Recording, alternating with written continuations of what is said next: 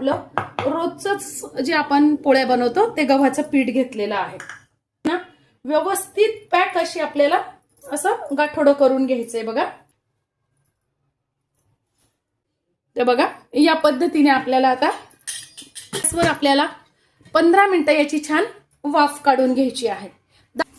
वा बघा असे तुकडे करून घ्यायचे.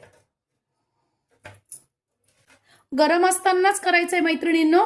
गरम असताना जर नाही केलं तर तो खूप जास्ती कडक होतो आणि लगेच असं आपल्याला पीठ ते छान गाळून घ्यायचंय.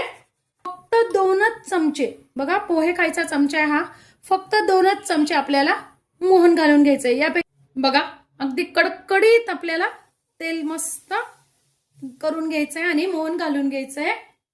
छान मिक्स करणं झालं ना की मग काय करायचंय आपल्याला बघा. इथे मी घेतलेले 2 चमचे तीळ, 2 चमचे तिखट, 1 चमचा धने आणि जिऱ्याची पावडर, 1 ते 1.25 चमचा मीठ घेतलेला आहे.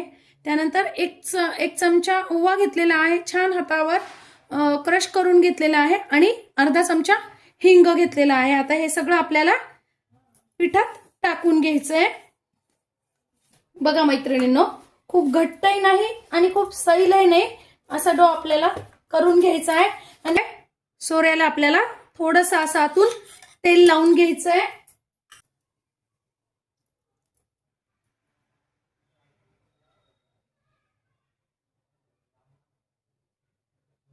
तेल छान तापवून घेतलेलं आहे आपण आणि तापवल्यानंतर काय करायचं, गॅस मीडियम करायचा आहे आणि मीडियम गॅसवरच आपल्याला चकल्या छान तळून घ्यायच्या आहे. आपल्या फक्त 2च वाटी गव्हाच्या पिठामध्ये बघा 32 ते 35 चकल्या खूप सुंदर अशा तयार होतात.